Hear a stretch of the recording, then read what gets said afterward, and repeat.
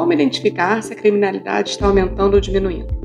A gente sabe que o número de crimes nunca vai ser zero, mas então a partir de quanto a gente pode dizer que os números estão altos ou baixos?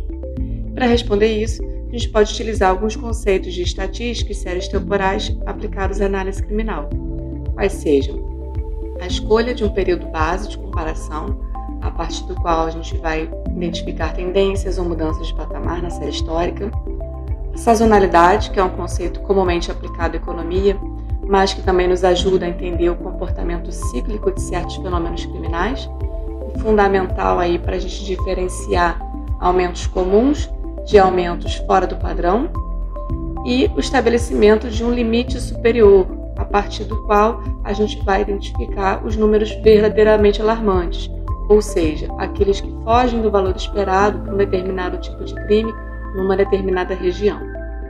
Observar a série histórica de um crime é fundamental para a gente escolher um período de referência que vai servir como comparação para o período que a gente está analisando.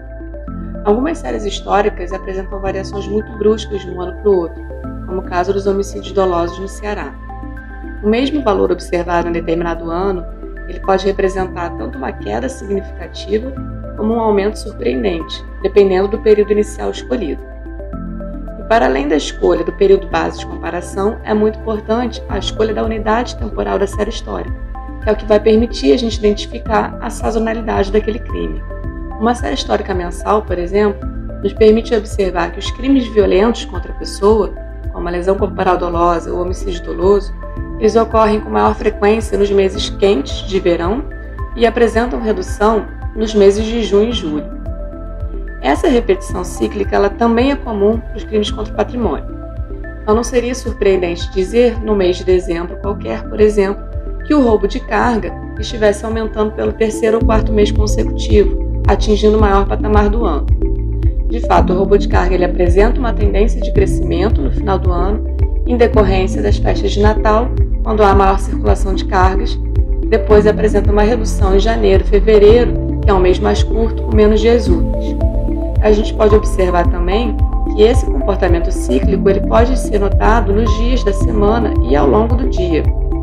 Então, as cargas costumam circular com maior frequência nos dias úteis, nos horários úteis.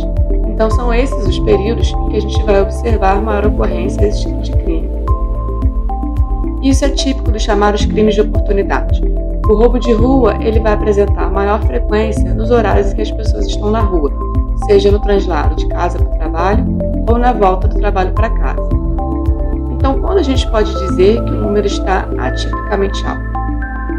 Para responder isso, a gente pode estabelecer como limite superior de uma série histórica o valor da média mais 2 desvios padrão. Numa distribuição normal, isso ocorre com uma probabilidade de cerca de 2%. E de fato é possível aplicar essa regra à análise criminal, pois a gente observa que a maioria dos crimes que a gente tem uma frequência alta de dados, eles também seguem uma distribuição aproximadamente normal. No entanto, os valores 2 desvios padrão acima da média são realmente raros, vão ser eventos pontuais específicos. Por exemplo, o total de furtos em Copacabana, no Rio de Janeiro, sempre vai estar acima do limite superior no mês de janeiro, por conta do Réveillon, que é uma data que aglomera uma quantidade de gente totalmente atípica para aquela região. Por isso, é mais interessante trabalhar com um limite superior de um desvio padrão acima da média, que vai funcionar como um termômetro para possíveis mudanças de tendência e mudanças de patamar da série histórica. Por exemplo, o roubo de veículo no Rio de Janeiro em 2016 apresentou alguns valores acima do limite superior no final do ano.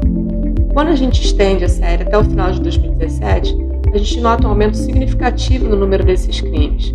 Ou seja, os valores acima do limite superior em 2016 já estavam dando alerta de que poderia haver uma mudança de patamar nessa série histórica.